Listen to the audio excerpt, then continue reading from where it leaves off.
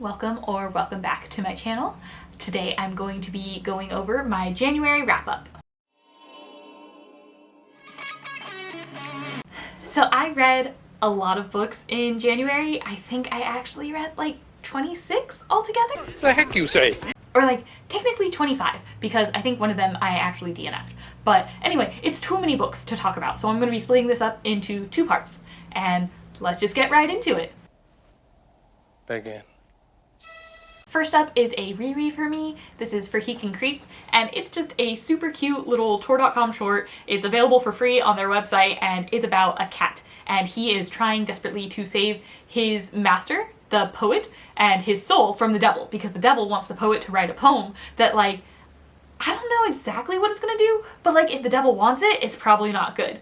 And she nailed the personality of a cat so well. There are so many parts that, like, especially as a cat owner, I just want to quote this all the time. I love it. This is the third time I reread it, and it was still fantastic. Then I reread The Rage of Dragons so that I could read the sequel, and this is a story about Tao, and some things have happened. He lives as a lower caste member within his community, and these people came from a different island because they were like being chased by some baddies in the past, who we don't really know a lot about. And you get like a prologue where they're coming to this new island, but it's already inhabited, and the people there aren't necessarily like friendly and welcoming, so there's kind of like a war, and it doesn't exactly end well, but this is where they live now. And their society is very stratified, and he's in one of the lower castes. He's not like as low as it gets, and his mother is actually like a higher caste than he is, but he's kind of scrawny, he's really short because he doesn't have enough nutrition, and he doesn't have like the same bloodline as all of these like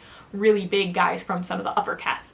And he has to train, all of the young men have to go off for war at some point, or at least the training for it, if they want to be a member of their society. Otherwise you're automatically like ostracized, lowest of the low, like way on the outside.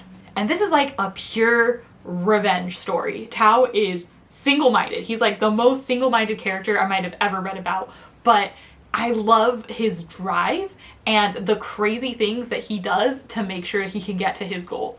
And this is just a really, really well done story. It works for me super fantastically. So I enjoyed rereading it a lot. And then the next book I read is Fires of Vengeance, which was the sequel to Rage of Dragons. And I love that we got more dragons in this. That's always what I'm hoping for, especially when a book has dragon in the title or like a dragon on the cover. Just give me more dragons. And this one did. In fact, it gave me like all of the things that I wanted in a sequel. It might be one of my favorite sequels that I've read so far because it upped the magic, it upped the stakes, it upped like all of the things that it did in the first one. It kind of took that and then like did a 2.0 and just like made it more and enhanced, and it expanded my knowledge of the world and everything that's going on. And this just really worked for me. I know it's not the perfect book for everyone, and a lot of people don't really jive with the main character, but I absolutely love it. Next I read Iron Widow, and this is a YA sci-fi. It kind of takes like a lot of old school Chinese type of history and then mashes it with Pacific Rim. So I like all of the Pacific Rim parts of it, and I like the history. I think that it gets a little bit too feminism for me, but like in a YA way. I don't really mind having a feminist storyline in a more nuanced adult title, especially where it's not necessarily like the full plot. And I think here it was just a little bit too blunt, over the head, and like, I don't know, it's not exactly the storylines that I want to be reading anymore, but I do like that it has a not a polyglot, I want to say polyglot. It's a polycule. And I really like seeing those. I think that our culture is really heteronormative and also amatonormative. And so getting these kind of polycules and different ways of living is super interesting for me, and I don't know, I always like seeing that in books. I think that this one was pretty okay, like a 3.5 or so, and I'll definitely read the sequel, but I'm not exactly the target audience anymore for this book. And I know I just said I'm not the target audience for that book. I'm not the target audience for the next book either, but I still loved it, and that's Wundersmith.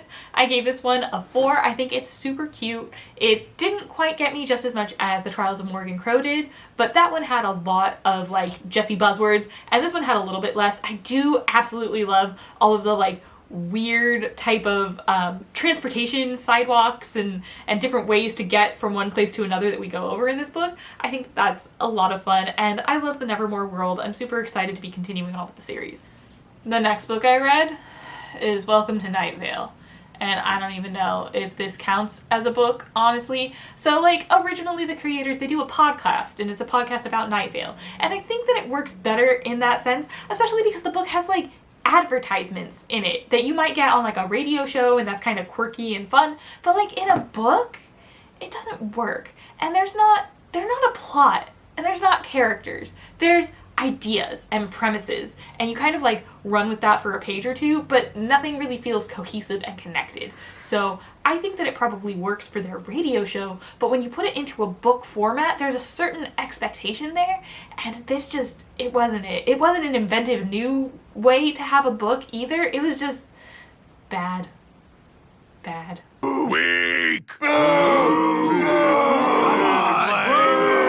Then I read Tidepool, and this was one of the last books that I was doing for my 2021 reviews of all of the new releases that came out last year.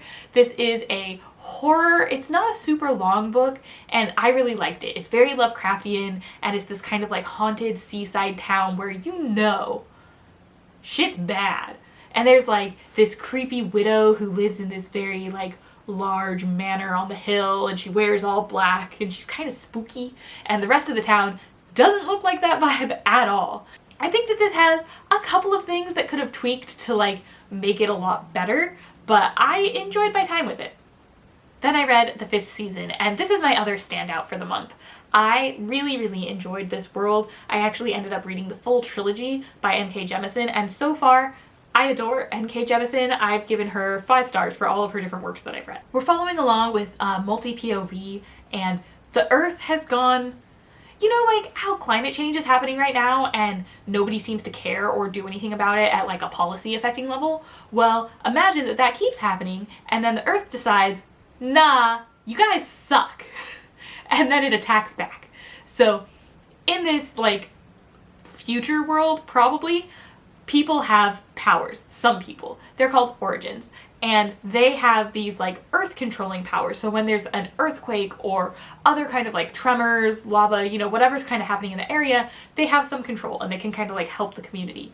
But because they're so powerful and because they're often not trained when they first manifest their powers, and they kind of lose control in a really dangerous way. So they're kind of seen as like X-Men in this society. They are second-class citizens that everyone kind of dumps on, and you need them, and they're super powerful, but also you hate them.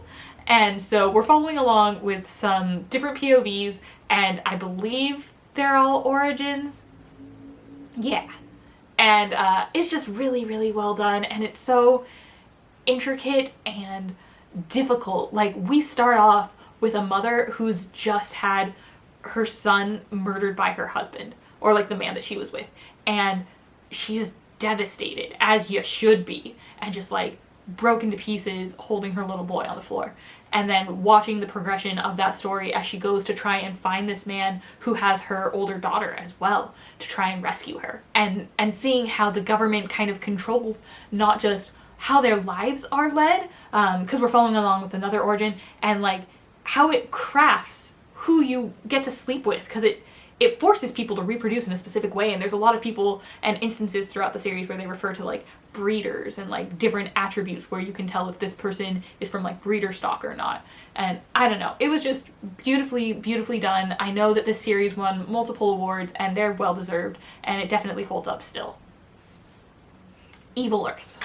Brilliant. The next book I read is Long Lost. This is a middle grade that came out last year. It's got kind of like a spooky vibe. They moved to a new town. She's not very happy about it, and she ends up going to the library quite often because there's this book there that's kind of like creepy and interesting, and it's the only thing that's keeping her going right now in this new town that she hates living in, because they moved there for her sister. Her sister is going to be like super fantastic at ice skating or something like that someday, and so she needs to be closer to this town, and she had to move away from all of her friends, and she kind of is really upset about that. She gets really into this mysterious book, and it keeps going missing in ways that it shouldn't, and maybe it shouldn't exist at all.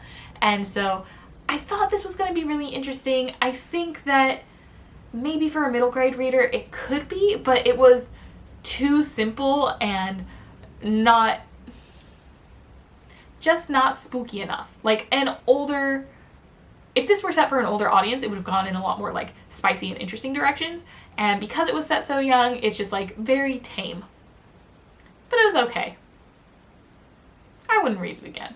Then I attempted to read Fuzz, but I actually found it really not funny. I was super, super excited for this one. Like, it was one of my most anticipated reads, like, for the short while that I had it on my list. I was just like, man, this looks so good and so much fun. And then I didn't have fun. I found the author's writing to be not fantastic, and the subject matter that they were talking about and the way that they were approaching it were things that seemed really commonplace. At least to me, this is like baseline knowledge. They didn't really get into anything super interesting or like criminal acts. In fact, when I read A Libertarian Walks into a Bear last year, I almost said bar. It's A Libertarian Walks into a Bear.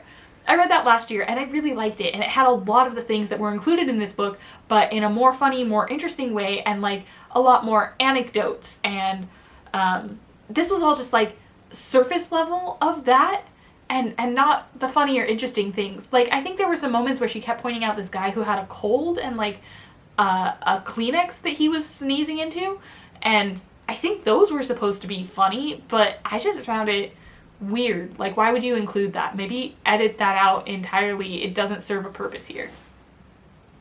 So I got about 60-70 pages in and went, nah, not worth it. Then I read A Dead Djinn in Cairo. This is a Tor.com short that you could read for free on their website, and I was not expecting to suddenly have a giant, like, Djinn schlong in just the first initial paragraphs. So that was interesting, but you start off there investigating this murdered Djinn and trying to figure things out. I thought that this was super unique and inventive. It did so much in a short time, and it had a lot of really interesting like mythological creatures that are native to that region that we're working in. In fact, the like 40 or so pages of this had more mythological creatures than the whole book Beasts of Prey did that I read last year. So I thought it was an excellent start and really, really good for the medium. The next book was The Dark One, and this is a new graphic novel. It is by Brandon Sanderson, but I don't think Brandon Sanderson had a ton of like actual direct contribution on this, because it doesn't really feel like a Sanderson work.